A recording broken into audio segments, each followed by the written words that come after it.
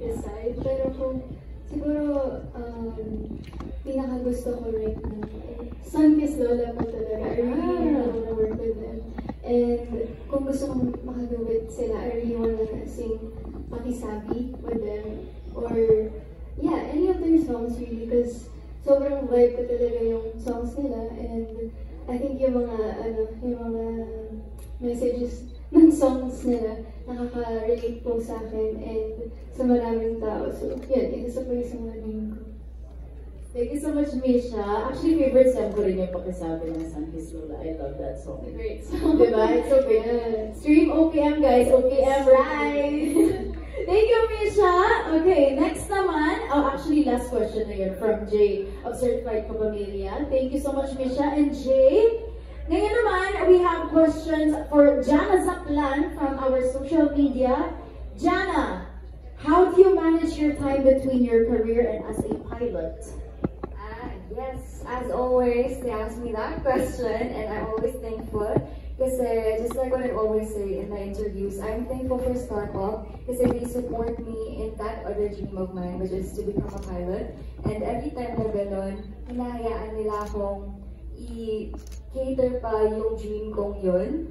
And it's just really a simple answer. It's just time management. And again, I'm just thankful na nandiyan sila to support me all throughout. And I forgot to tell si Miss Gina nandito din for me. Siya yung nagpasok din sa akin here sa Starbucks. And I'm thankful for her kasi without her believing in me, nakaya ko dito. And ayun, I wouldn't be an artist and I wouldn't be a singing pilot at the moment. So ayun. Thank you so much, Jana Zaplan, and we are so happy that you're able to achieve both dreams at the same time. Thank you, Jana, and thank you to our friends also online for submitting your questions. Ngayon naman, we have a question from Vince Bernardo, Philippine Concerts. This one is for Anne Rain. Okay, Anne Rain, can you share a memorable moment when you received positive feedback or recognition for your singing, and how did it shape your career? Positive feedback po, siguro yung someone na I look up to po si Miss Reg. Aside po sa nung time po na nag-idol Philippines po ako na na-notice na po na-notice na po yung voice ko na merong distinct na sound, and that helped me po na mas maging confident. And hindi lang po yun, binigyan na rin po ako ng advice kung paano ko pa po mai-improve yung pag-interpret ko ng mga songs na hindi ako na, like even my facial expressions and all that. And even po lahat po ng mga judges po sa Idol Philippines really helped po. Even po sa off-cam, sobrang bait po nila at nagbibigay po talaga sila ng mga advices. Actually, lahat po ng artists, even po sa ASAP, sobrang mabait po nila. Kahit po sa mga prod po namin, yung mga simpleng mga message lang po nila, sobrang natutulungan po talaga nila kami. And namamotivate po ako. Ako pa talaga. And we're very thankful po for that. Andrew, pasample naman ng facial expression dyan. Eh, ganun. Pagpapidirit siya. Ganun. Yes, thank you so much, Anne-Rain. Okay, our next question from Vince Bernardo, Philippine Concerts, is for Brian Chong. Okay, Brian, who has been your biggest musical influence or mentor, and how have they impacted your approach on singing? Actually, marami po akong musical influences na artist, pero yung pinakang nag-start po is yung mother ko. Isa po siyang vokalista ng banda dati. Tapos siya po yung nagmulat sa akin na kumanta sila ng papa ko. And then, after nun, tuloy-tuloy na po hanggang sa marami na akong artists na naging influence, just like Harry Styles, Sam Smith. Kay Sam Smith ako natutong mag-falsetto, kung hindi yung kakamali, yes. And then, for now, ang nilolook up ko talaga Maki. Si Maki talaga yung pinaka-idol ko sa music ngayon. Thank you po. Thank you so much, Brian. Oy, Ate Abby, nandito pa po. O, diba? Maki daw yung idol niya, Ate. But of course, Ryan Chong, thank you so much. And thank you to Vince Bernardo Philippine Concerts. Ngayon naman, we have a question for Kanisha Santos from Jules Mauricio Pulp Magazine. Okay, Kanisha, your brother LA is also a singer. So has he offered you any advice about the industry now that you're officially entering the industry? Yes, si Kuya Rico yung isa lagi nagsusupport sa akin sa lahat ng ginagawa ko po in the industry. And inevitably, meron 2 times na syempre nahihirapan po ako because it's a different industry and it's super busy and ang daming hardships, and dun niya po ako ginaguide knowing that he has been in the industry longer than me. He tells me to take your rest when you need to, and laging make time to continue doing your work. And I super appreciate him for that. Thank you so much, Kanisha, and also shout out to LA Santos if you're watching. Well, but of course, don't forget, to all of us artists out here, not only as artists, but syempre friends from the media also na laging present sa lahat ng press call. It's always important to rest and find time to rest all the time. Diba? Thank you, Kanisha, and thank you as well to Jules Mauricio Pulp Magazine. Ngayon naman, we have 2 questions from our social media pages. This one is for Enzo Almario. Okay, Enzo. So, you recently released your debut EP, which showcased your unique and creative take on some of our well-known OPM songs. Okay, so how do you choose these tracks for your EP, and can you take us through the process of making them? Translator, please. Translator. Actually, I don't have the power po nung umpisa na to choose the songs. And it was presented to me by Sir Rox. And I'm so thankful kasi these songs talaga, ito yung mga songs na kumunod talaga sa puso ko. Lalo na yung Bisigi ng Puso. Soundtrack niya ng pagkabata. Kaya ang dami kong memories about it.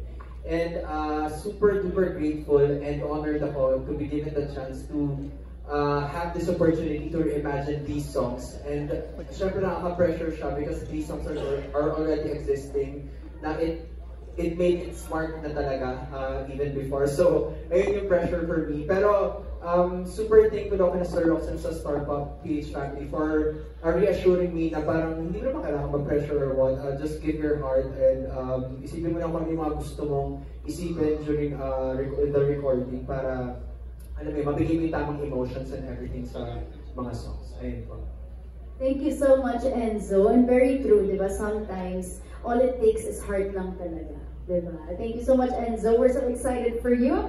And last question is, of course, for Justin McClare. Okay, Justin, when you released your first single, Being Fantasia, tama, no? Okay, you mentioned that it was inspired by someone. Can you share who your inspiration was? And if that person heard that song, ano ba ang reaction nila? Yung kanta na yun, totoo meron talagang inspiration yung kanta na yun. Ano siya? P-pop girl group siya. Nasikat dito sa Pinas. Tapos red yata yung buhok ko ng dati. Red yata yung buhok ko ng dati. Ayun, parang gusto ko lang bagawan siya ng kanta. Kasi hindi na mga close, hindi kami magkakilala. Parang gusto ko na lang iparating sa kanta yung gusto kong sabihin sa kanya. Kaya, kung mapansin niya man yun, syempre sobrang thankful ako. Kahit hanggang ngayon, kahit nung January ko pa yun nirelease, kung mapapansin niya yun ngayon, syempre thankful ako. Sobrang saya ko nun talaga. Kasi crush ko talaga yan. Starting with the letter M. Mika Lim yata. Wow! Name drop! Guys, friends from the media, kayo na bahala. I-spread nyo kay Mika. Para maano naman yung Being Fantasia. Thank you so much, Justin. And thank you to all of our artists dito.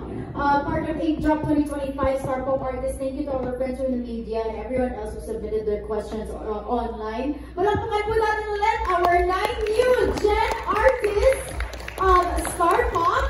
Ayun. Alright, so before we wrap up, we would like to do a quick photo op for our friends from the media ulit.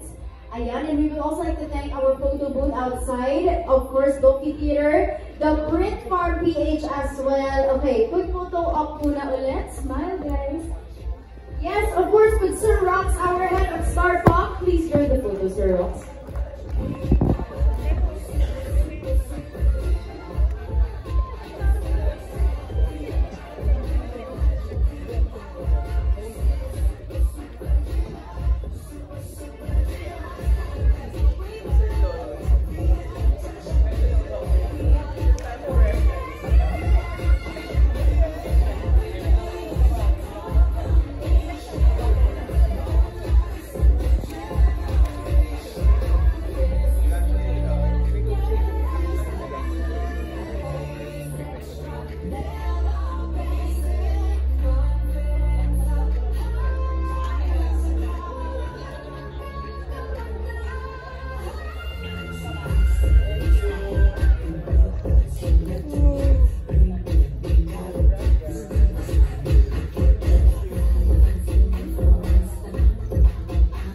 Alright, once again presenting to you our 9 new gen artists of Star Pop.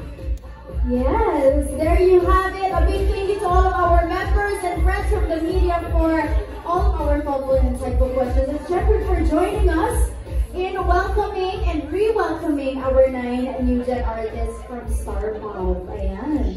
Thank you guys so much. And Shepard, we have amazing announcements for you guys. Okay. So before we let you guys go, we are also thrilled to announce na magbabalik na ang Star Pop Campus Tour 2025! Yes, our first stop po is on August 14, 2025 sa Davao po. I will be joined by Milo Elmido Jr. as your